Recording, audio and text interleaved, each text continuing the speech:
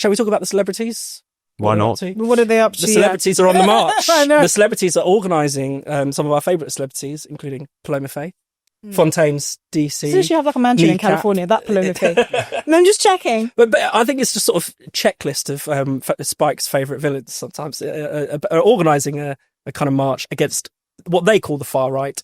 We know what the far right means nowadays. They literally name check the far right party that is number one in the polls, aka Reform UK. I can't even. They're not even pretending anymore. Yeah. It's not. I mean, look. I always, whenever I read a story about celebrities are planning to do this, I kind of have to like, and to like take a shot of rum and a shot of brandy, and then like temporarily transport my mind to a parallel universe where I give a shit what they have to say about anything.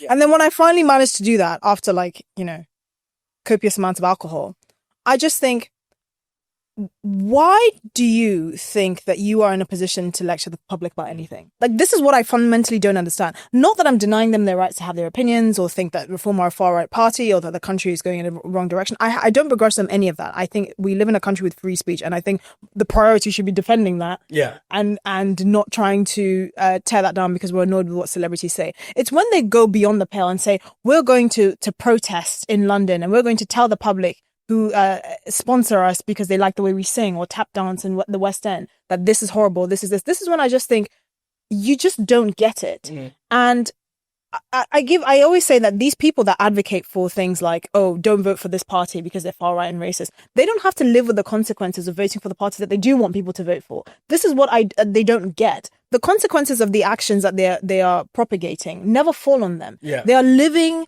in a life insulated. I mean, Paloma Faith has a home elsewhere. She literally has a house in California that I presume wasn't in the firing line of the fires there. She can literally leave anytime she wants. It doesn't make sense that these people think, oh, actually, we have a platform and then we must use it to lecture the public on a reality that we would never experience.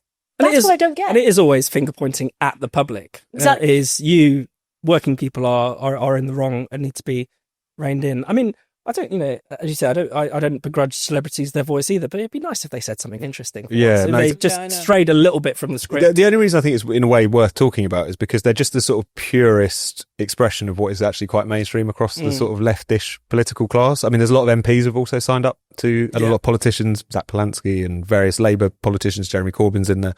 Zach Polanski, I know who that is. Rings a bell. Are you referring to Hypnotits? I'm talking about Hypnotits, yeah. Which we've got to keep that name going because it's got to stick. He might be the leader of the opposition the way things are going, so that would be absolutely hilarious. And we'll still be calling it that. No, exactly. He's got to wear that, unfortunately. But it's they're kind of the sort of more juvenile. They'll come out and say it. They'll say the quiet part out loud. And the fact that in that statement they're like, "There's a far right party topping the polls," says absolutely everything. Because that's a very mainstream sentiment amongst those people, which is that.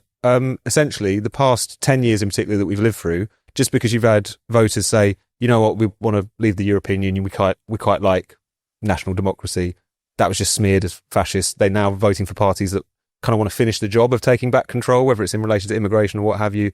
That's just dismissed as far right. When they say far right, they mean democracy. That's essentially what we've learned. Because they cannot possibly think. I mean, Zach Polanski will openly refer to Reform as a fascist party. That is so incredibly dim on the one hand, but also actually genuinely offensive in a way I don't like using that word very often, but not just purely to the people who run Reform and the people who vote for it, though obviously it is, but just to historical memory, like what totalitarian control, worship of war and violence, in the Nazi case, trying to exterminate all European Jewry. Do these people really think this is what Nigel Farage has up his sleeve? But it's just partly they've been driven mad by the fact that they were confronted by the reality that the vast majority of their fellow countrymen and women do not agree with them, actually don't like what they have to say. They never say anything difficult. No, exactly. They never say anything particularly interesting. Like, Ryan Clark actually lost something by saying, on TV, we don't know who these men that are turning up on these dinghies are, these fighting age men. Comment about... Exactly, but literally very milquetoast. I mean, it was very Essex. As someone who knows Essex very well, I can see this being a topic of conversation at dinner table and probably laden with much more expletives than Ryland said on daytime TV. But he actually lost something for saying that. And he was like, I'm just going to step back because this is not worth it. These celebrities never sit there and think, why do I never lose anything by opening my mouth and saying these things? It's because it's acceptable in your class. You're not risking anything. If anything, it's kind of just, it's a form of self-aggrandizement. It's like, it's kind of like the Israel-Palestine thing online. When you take one side, particularly the pro-Palestinian side, I've seen people whose follow account has shot up by 10 times because it's moved from being like a humanitarian issue and a complex geopolitical issue to being like a fandom. Yeah. And so you have these kind of brain dead people that just jump on any bandwagon. This person said one line that I like about this issue, and therefore they are, I owe them a follow. I must, boost their audience. It's very strange. And the reason why they don't think that is because I think genuinely most celebrities are not very bright. I don't think I've met a celebrity, and like when you work in this industry, you meet quite a few of them. I've not met a celebrity that has impressed me in any way in terms of intellect. They're very shallow. They're very kind of, when you're in this kind of very small mainstream industry where like everyone knows everyone, you kind of toe a particular line, and that line is very clear. They're in a bit of a bubble. Yeah, I mean, Patrick West made this point actually. That also kind of selects for conformists as well, to some extent, exactly. which makes them terrible for politics. It is worth saying though, because the posturing against the far right, obviously they have to expand the definition to include just political parties they don't agree with. But it is kind of telling that at this point in time, the far right is the boogeyman, despite the fact this is a very marginal force in British life. I mean, it does exist. You can see them, whining in Zia Yusuf's Twitter. They couldn't even fill up a pub. No, the far right exactly. in Britain could not fill up a pub. They are nowhere. Obviously, a few of them were, tearing up neighbours in the riots of last summer, but that was shocking by dint of how unusual it was. Yeah.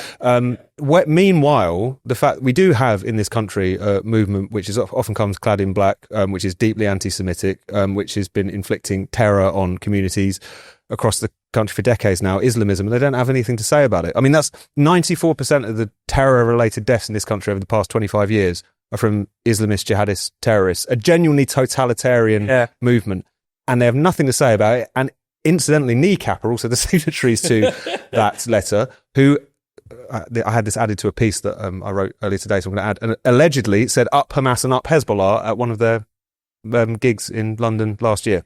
So roadman geopolitics. Yeah, exactly. Like, it's incredible. So again, it's obviously it's a lame political stick with which to beat political parties you don't like, but it's also staggering that in the face of that genuine threat, in the wake of Heaton Park synagogue attack and all the rest of it, that they don't see it, that they're not talking about. I hope they keep doing it though. It is because if you missed this one, yeah. The great thing is if you don't get to make the March Against Racism, then you can go to the Transmission celebrity concert for trans acceptance.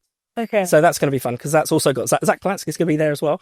That's Ollie Alexander from Years and Years, Sugar Babes, remember them? I don't know which iteration of them. Sophie Ellis-Bextor. Yeah, I think it's the original because I think the newer girls don't. I think they've cycled through it so many times. I think most people just lineup. Remember the original, and I actually followed the Sugar Babes. I'm so embarrassed. I remember this. So they're raising money for Jolyon Morm's Good Law project. For the Fox or for who? For the Fox killer. Yeah. For the Fox. I thought the money was being raised on the Fox. Justice for the Fox's family. No, if only. No. No, I thought he was trying to get a nice casket or something. No, for his little legal charity. No, yeah. So there's loads. So there's plenty to wet your whistle on if you're into celebrity politics. I really hope they keep doing this because what's happening in the US is that celebrities are realizing, and I'm not sure if you've seen the Jennifer Lawrence video. She was like, "No one listens to us anyway." I was like, "Yes," because the penny is dropping. Exactly, because we don't like you. But what actually happened is now people are thinking, and it's become a culture within a culture. Whoever the celebrity's back, we vote to the opposite. Yeah. And that's becoming like it's becoming like the middle finger effect here. Like if they keep demonizing reform and people are saying that the phones are getting stolen in London, or they're not entitled to jury trials, or like some scrounger on the road who has 20 kids is getting more money than them that actually has a proper job. Exactly, and that's who the celebrities back. These fantasists like the Greens whose economic policies are illiterate, to put it nicely. Then they're just going to fuel reform. Yeah. That's what's going to happen. Yeah. So I hope they keep going because we'll go against the celebrities, except Sydney Sweeney, obviously. I must say this, Sydney Sweeney's era-defining rack. Oh my God. Like, I feel like every time she walks out, it says, Sydney Sweeney, EDR. Like, wonder if Zach Polanski had any involvement in that. But there you go. I don't think she was a customer of his.